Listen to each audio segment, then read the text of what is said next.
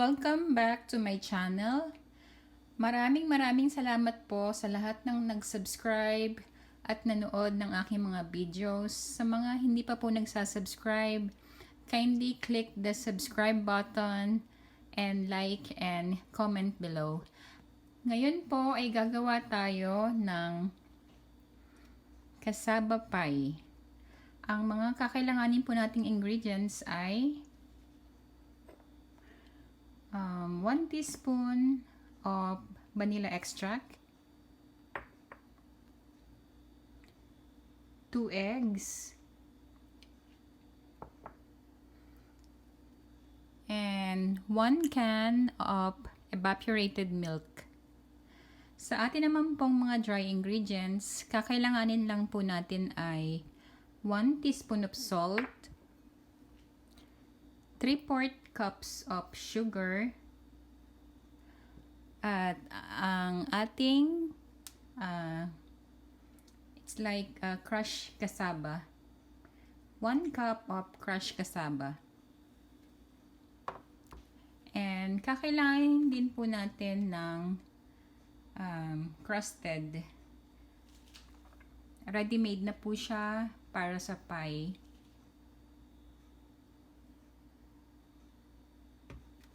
Okay?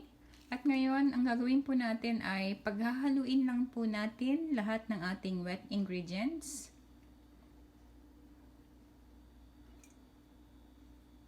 Ang ating egg, ang vanilla, at ang ating milk.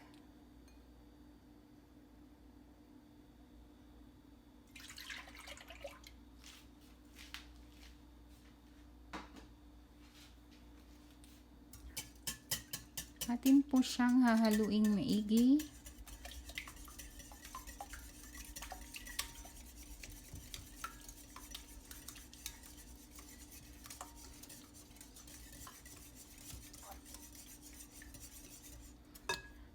At atin na pong ihalo ang ating mga dry ingredients. Lagyan po natin siya ng salt,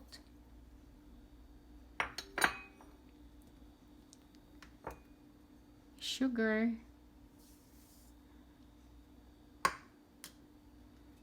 at ang ating ginayat or grated cassava.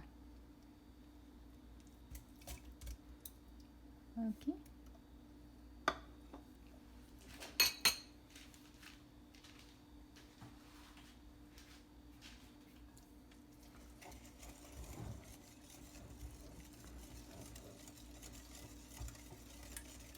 Make sure lamang po na nahalo natin siyang maigi para po pantay-pantay ang lasa.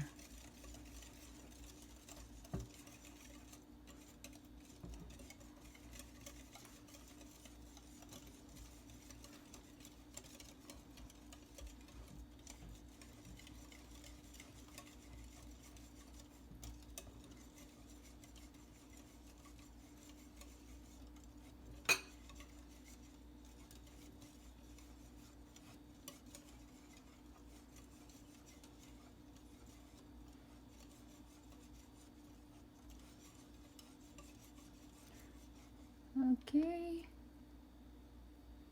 Kapag nahalo na po siyang maigi, ay atin na po siyang ilipat dito sa ating mold.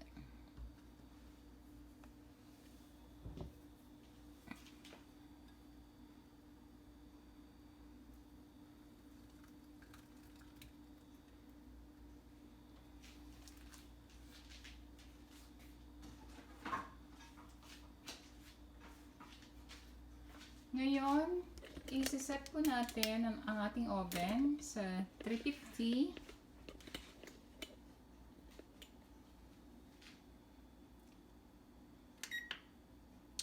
At atin po siyang i-bake for 45 minutes.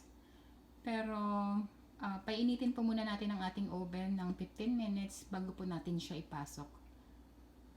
At ngayon, pwede na po nating ipasok ang ating cassava pie sa oven.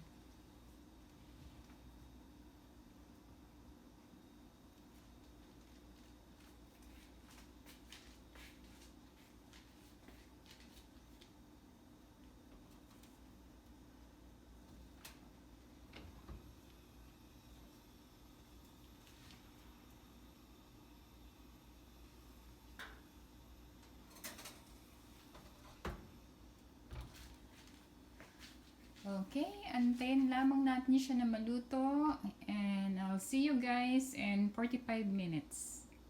At ngayon, tignan na po natin kung luto na ang ating cassava pie.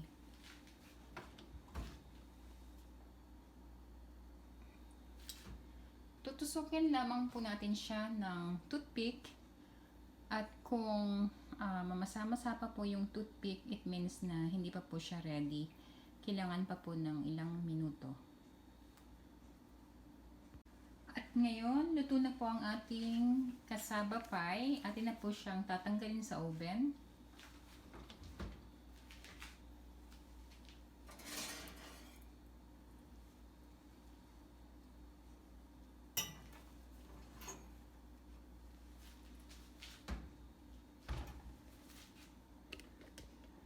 Ayan, luto na po siya. Atin po siyang pagpapahingahin ng 2 oras bago po natin siya hatiin at tikman. I can't wait! At ngayong malamig na po ang ating cassava pie, ay atin na po siyang hihiwain at titikman.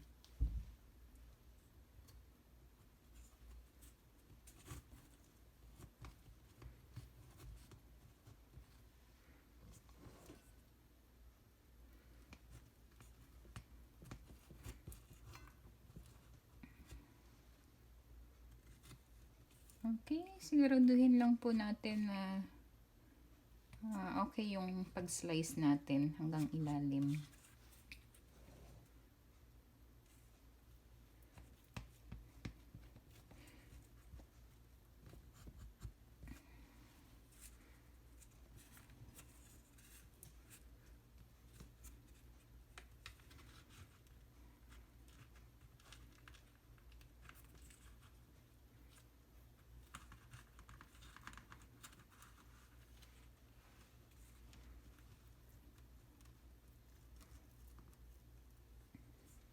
At eto na po ang ating cassava pie.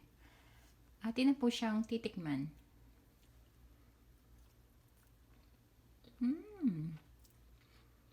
It's yummy and delicious.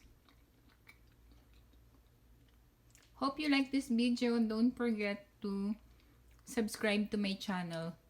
Take care. Enjoy.